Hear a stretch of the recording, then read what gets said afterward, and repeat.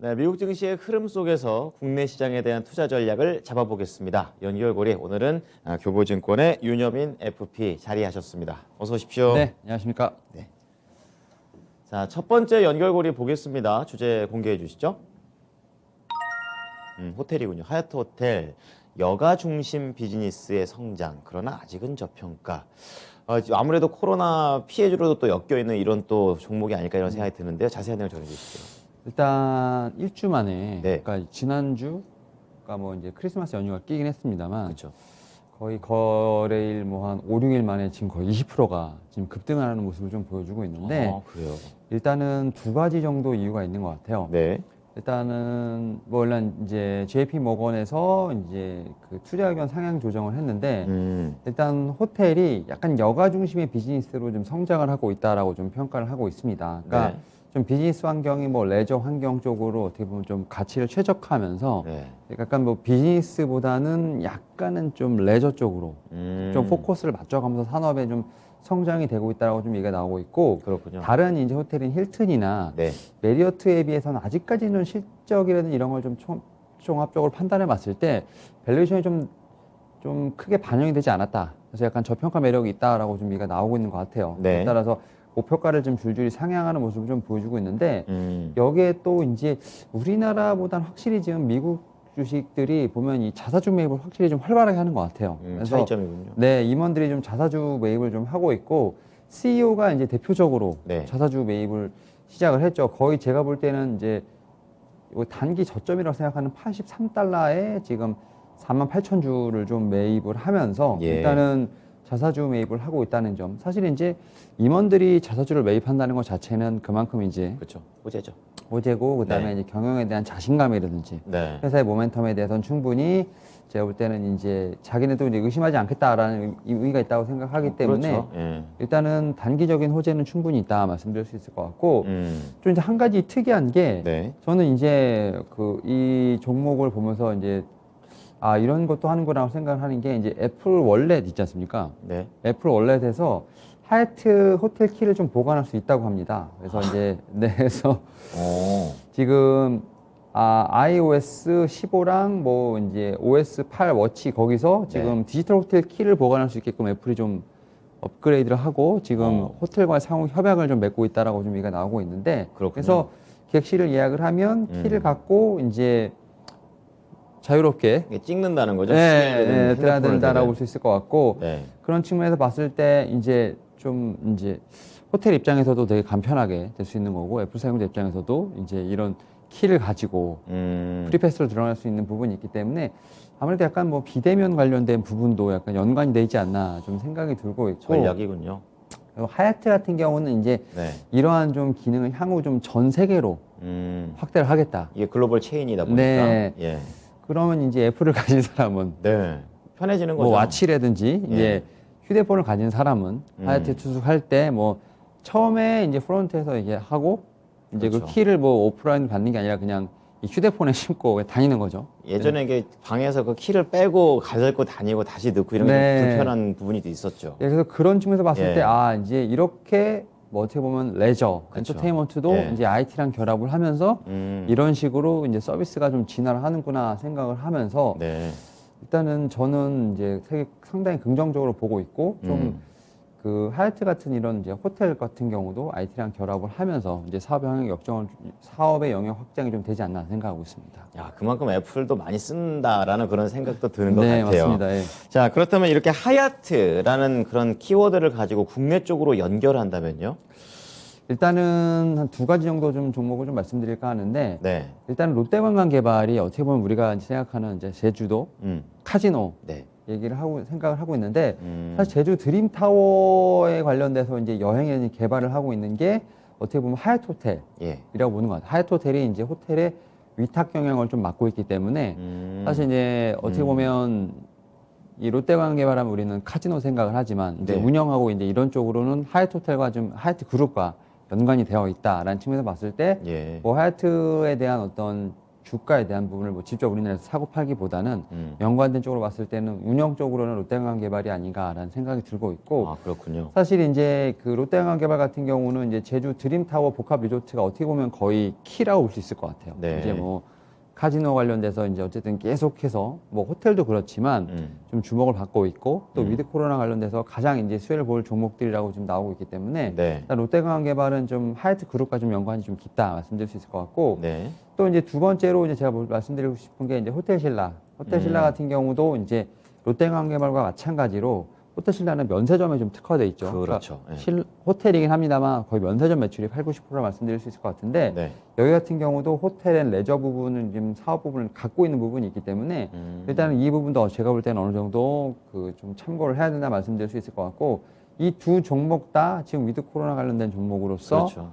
개방이 된다고 하면 가장 좀 수혜가 많이 예상이 되는 종목이라 말씀드릴 수 있을 것 같습니다. 이런 측면에서 봤을 때 지금 롯데관광개발이랑 호텔신라 한번 눈여겨보시면 좋지 않을까 생각하고 있습니다. 네, 이 하얏트라는 키워드를 가지고 한쪽은 카지노, 한쪽은 면세점 이렇게 각자의 개성을 갖고 있습니다. 연결해서 보시면 될 듯하고요.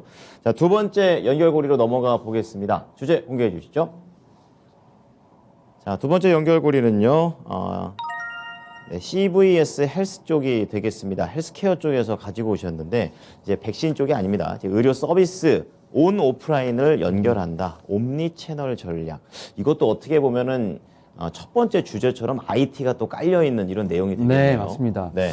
그러니까 사실 확실히 이제 이런 어떻게 보면 IT 대형주들이 이제 그런 산업에 그러게요. 크로스오버가 되면서 그 산업을 원래 전통적으로 갖고 있던 회사들이 계속 움직이고 있다라고 보시면 될 것 같아요. 그러니까 그런 뭐냐면 그림이군요. CVS가 우리나라로 치면 약간 올리브영 같은 느낌이에요. 그러니까 네. 확 와닿네요. 그러니까 미국에서 전 세계 한 만여 개 매장을 좀 보유하고 있는데 약간 드럭스토어 그렇죠. 같은 느낌인데 네, 네. 뭐 다양한 걸 판매하는 거죠. 뭐 뷰티도 있고 뭐 자파도 있고. 근데 이제 한켠에 약국이 좀 입점이 되어 있는 형태라 볼 수 있을 것 같고 이해가 됩니다. 사실 근데 이제 좀 약국이 예. 어떻게 보면 스토어 안에 있기 때문에 약간 좀 딸려 있는 듯한 느낌이 있겠지만 예. 사실 그 약국에 대한 좀 약사들, 그러니까 미국 약사들에서 보면 이 CVS 헬스에 있는 그 약국이 상당히 좀 약국으로서 대표적인 직장이라고 합니다. 그러니까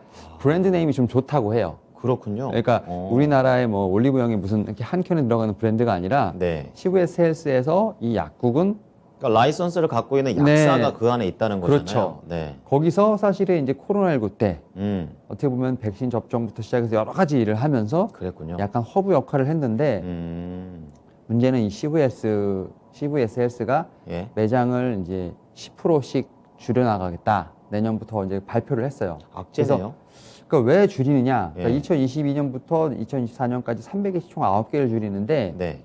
CVS의 가장 큰 경쟁자가 아마존입니다. 아마존. 아. 그러니까 아마존이 예, 예. 약국 이제 온라인 약국을 좀 개설을 하면서 CVS의 지금 오프라인 고객들을 이제 온라인으로 다 끌어들이면서 경쟁이 붙은 거죠. 그렇군요. 그러니까 이제 CVS 같은 경우도 오케이 이제 우리도 오프라인을 줄이고 온라인과 투트랙으로 가겠다.